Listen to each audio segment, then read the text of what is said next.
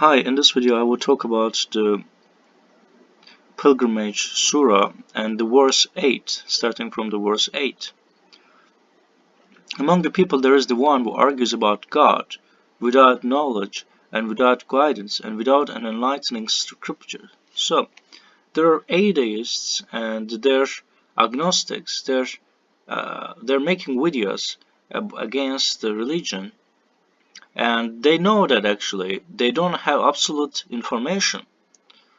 And they know that they have no absolute information, because philosophically speaking they claim that there's no God, and if there's no God there's no absolute truth. Then they're discussing it without knowledge and without guidance, as mentioned in the Quran. So there's no, and if they're atheists or agnostics and the life has no meaning, and there's no point of doing such videos, and they're developing a new ideology, so then, how we can say that they don't have religion, and then we can say that their religion is sort of uh, their uh, mind, their ego. But they don't see this. They ignore. They're arrogant.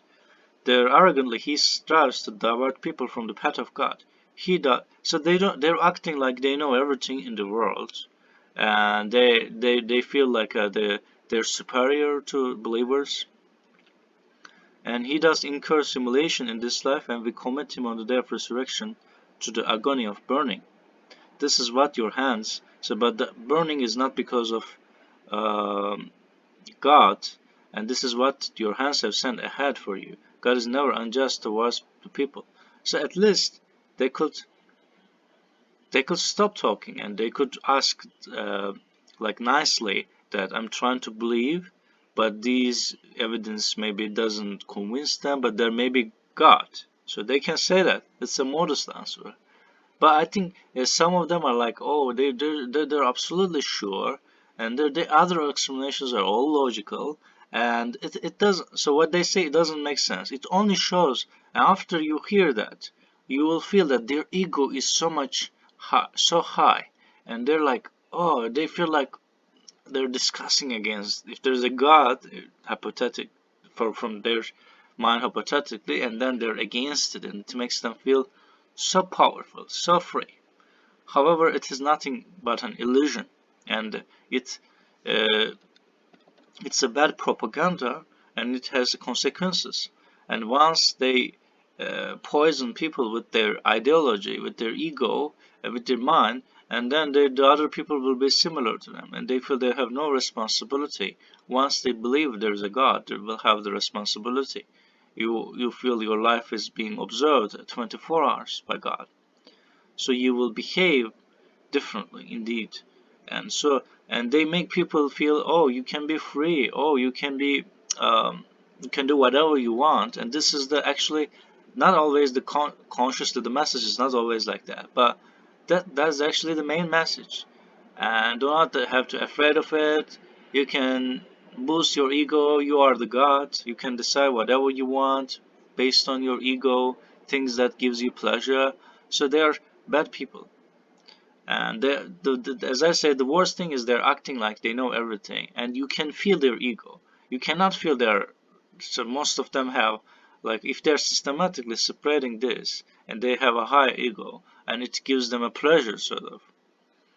Among the people, there's the one who worships God conditionally, and so there's another type of person described here. If things go this his way, he is content. So it is interestingly, it's also about ego. If things go his way, he is content, he is happy. But if some adversity befalls him, he makes an about face.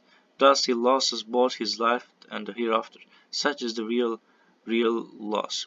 It's interesting that, so people, if you think that if you're so much worried about adversity befalls you, and then you will lose in this life. Indeed, he loses both his life and this life. They will lose too, and because they're not consistently believing, they don't have consistent plan. He who idolizes beside God what possesses no power to harm him or benefit him, such is the real strain. He idolizes what is more apt to harm him than benefit him. What a miserable lord! What a miserable companion! God admits those who believe and lead a righteous life into gardens with flowing streams. Everything is accordance with God's will. So we see that the hell verses are always together with the heaven verses, and it's in harmony in the Quran. If anyone thinks that God cannot support him in this life and in the hereafter, let him turn completely to heaven and swear he will then see that this plan eliminates anything bothers him. So I have another thing. Maybe if they claim that they're so sure that there's no God, and some it's a fashion now, and they say like, oh, the God is now the science. But before there was a science too. Science is not a new invention. Like it's not a new thing. It's just a fashion now. And then you can ask them, oh, can you please create me a new universe and I can go and I can hang out there? No, they cannot do this. Oh, can you please solve the hunger problem for me? And in the world it's sort of a problematic. No, they cannot do this. So they can do nothing. And can you be expert in a lot of fields or like no, they cannot be. And do they know a lot about religion? No, their understanding is limited. Their knowledge is limited. Whether they're Einstein, whether they're another scientist, so it's always limited. And for those with honesty, and they admit that they have limited knowledge. But those with those who like to boast about God, their ego, and they dedicate themselves to deny God. They're like you can see their life is like that because they're acting like some sort of they are the god. So their ego must be like that, and they enjoy it because every time they commit that sin, their ego it boosts their ego, and so that's the reason. And so can you bring any other like a sustainable animal? Can you create it in the laboratory? You can be the richest person. You can be like Elon Musk. No, you cannot do this. And with technology, we can do a lot of things, but what we can do is always limited. And so we are in a universe. God gave us a lot of things, a lot of resources, but what we can do is always limited. And it's already precisely measured and given to people. And you feel like you're living in this life and it's perfect. And you're looking at the sky, you see the sky is perfect. So it shows that God is real, and the world is a testing environment, and God will judge us later. And that's all I want to say. Thanks for watching this video and hope to see you in the next video, and God knows better.